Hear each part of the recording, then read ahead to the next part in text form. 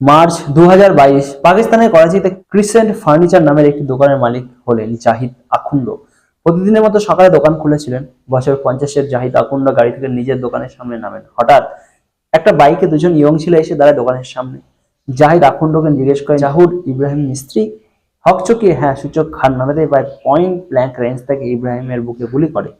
ঘটনাস্থলে মারা যায় জহুর ইব্রাহিম মিস্ত্রি। পাকিস্তানের সংবাদপত্রের প্রথম পাতার খবর হয়েছিল, আননোন গানম্যানের গুলিতে মৃত্যু জহুর মিস্ত্রি।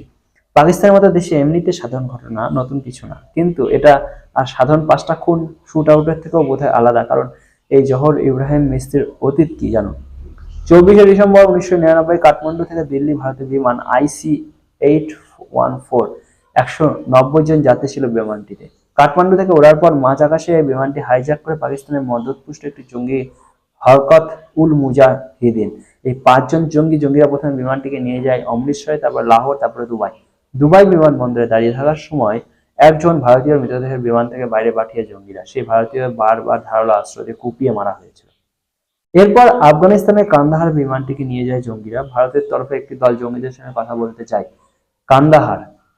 অনেক আলোচনায় ভারত সরকার বাধ্য হয়। 3 কুখ্যাত জঙ্গিরা মাসুদ আজাহার, উমর শেখ, মুস্তাক আহমেদ জেল থেকে ছাড়ে ভারত। তারপর 31শে ডিসেম্বর অপহরণ করা বিমানটি ছাড়ে জঙ্গিরা। কিন্তু হঠাৎ এ ঘটনা কেন বলছি? পাকিস্তানে এক ফার্নিচার দোকানের খুনের সঙ্গে বহু বছর আগে ভারতে হওয়া বিমান অপহরণের সম্পর্ক কি? 3টি সম্পর্ক।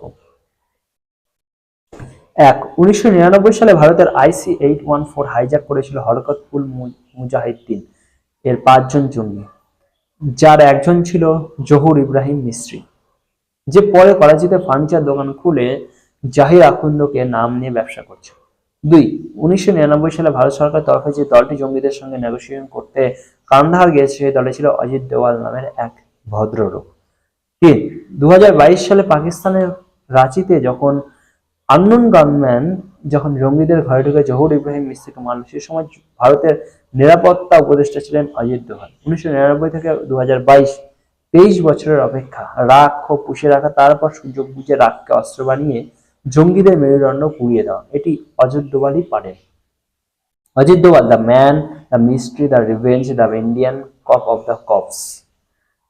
যাদের চিরবির করার করুক। আপনি অজিত দোভালের গল্প জানুন, দেখুন, পড়ুন, শুনুন। দেশের সেরা ইন্টেলিজেন্স মাইন্ডকে, তার কাজকে সেলিব্রেট করুন, কারো কথায় কান দেবেন।